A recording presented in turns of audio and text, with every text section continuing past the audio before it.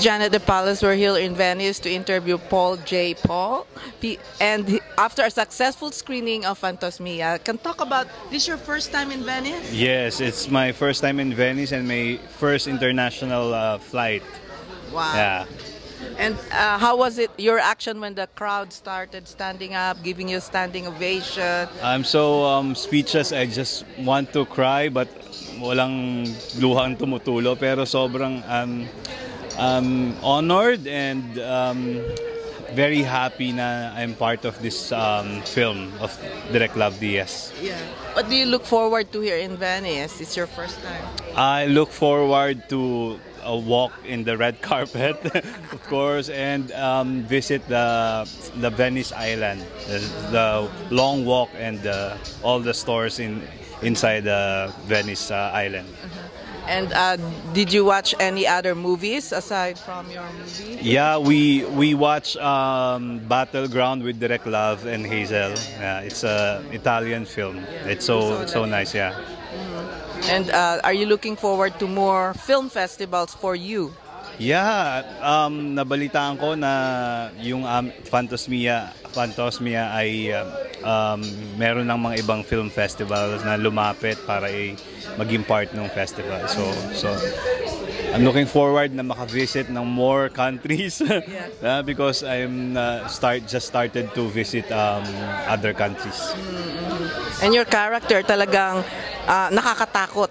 I mean, very fearful. Yeah. So talk about how you got into that character.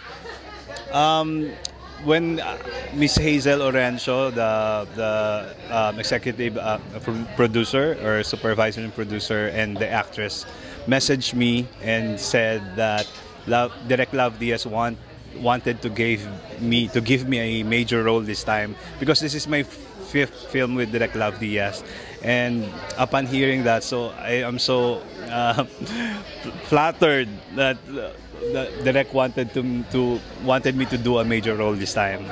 So my preparation, I just trust every line, every words that Direk with the script given to me. I just service all the images of the line, and it helps me to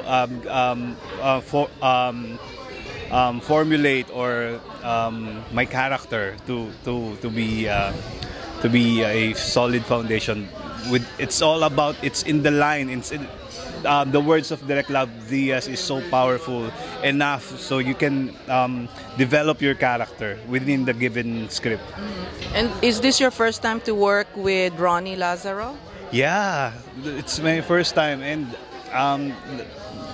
Sir Ronnie Lazaro is very vocal about he's so honored daw, sabi niya sa akin, na makatrabaho niya ako, and sabi niya last night na binantayan daw niya, kung hindi daw siya nagbantay sa sarili niya, sa performance niya, feeling niya lalamunin ko daw siya dun sa scene. Sabi ko, wow. So, tapos merong one of the after the scenes na mga, ang dami kasi naming scenes, di ba, together.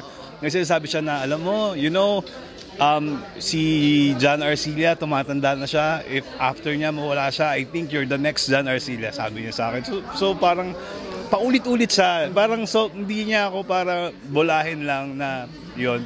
Very vocal siya about it, na sobrang siya, na honored na coming from Sir Ronnie Lazaro, na bata ako, pinapanood ko lang sila sa mga teleserye. Siya talaga, nakakataba ng puso. Yeah. Congratulations, more power to you. We hope to see you in more festivals. Thank you. Yeah.